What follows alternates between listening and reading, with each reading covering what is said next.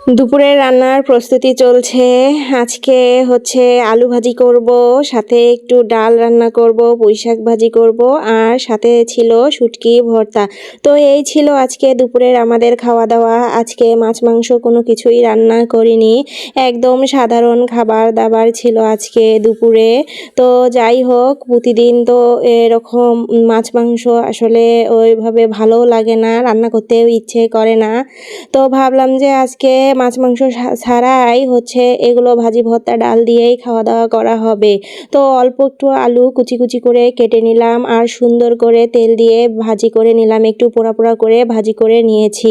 আর পরিমাণে অনেক কম করেছি, কারণ যাতে একবেলাতেই শেষ হয়ে যায়। তারপর এই তো শুটকি নিয়ে এসেছিলাম। তো আজকে শুটকি ভর্তা বানাবো। শুটকিগুলো কিন্তু ভালো করে পরিষ্কার করে নিতে হয়। তো গরম পানি দিয়ে আমি খুব সুন্দর করে কিন্তু পরিষ্কার করে নিয়েছি। শুটকিটা আগে তেলে ভেজে নিলাম, তারপর হচ্ছে পেঁয়াজ, রসুন, কাঁচামরিচ ভেজে নিচ্ছি। শুকনো মরিচ ছিল না, তবে শুকনো মরিচ দিলে কিন্তু ভর্তার টেস্ট আরও বেশি হয়, আর খেতেও ভালো লাগে, আর হচ্ছে কালারটা অনেক সুন্দর আসে। তো কি আর করার, যেহেতু শুকনো মরিচ ছিল না সেজন্য কাঁচামরিচেই দিলাম। আর আবদুল্লার বাবা কিন্তু শুকনো মরিচ একদমই পছন্দ করে না, আনতেও চায় না।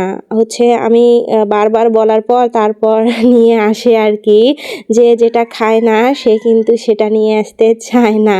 তো আমি মাঝে মাঝে জোর করি, বলি যে আমার খেতে ভালো লাগে, সেজন্য নিয়ে আসে।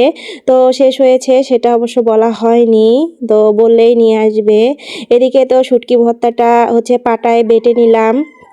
পাটায় বেটে ভর্তা করলে ভর্তাটার টেস্ট ভালো হয়। তো পাটায় ভর্তা করে সুন্দর করে আবার নামিয়ে রাখলাম। এরপর হচ্ছে শাক রান্না করব। পুঁই শাক নিয়ে এসেছে, পুঁই শাকটা সুন্দর করে বেছে নিয়েছি। এখনকার শাকের মধ্যে অনেক পোকামাকড় থাকে, বর্ষাকাল তো সেজন্য।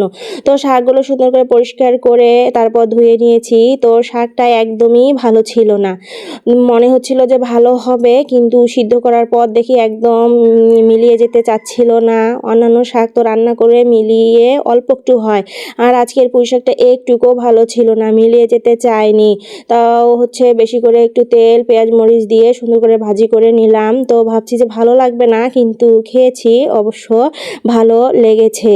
তো যাই হোক, তারপর তো শাক বসিয়ে দিয়ে ওইদিকে আমি রাইস কুকারের মধ্যে ডাল সিদ্ধ বসাই দিয়েছি। তো এদিকে আমার শাক ভাজিও হয়ে গেছে, আর ওইদিকে কিন্তু ডাল সিদ্ধটাও হয়ে গেছে।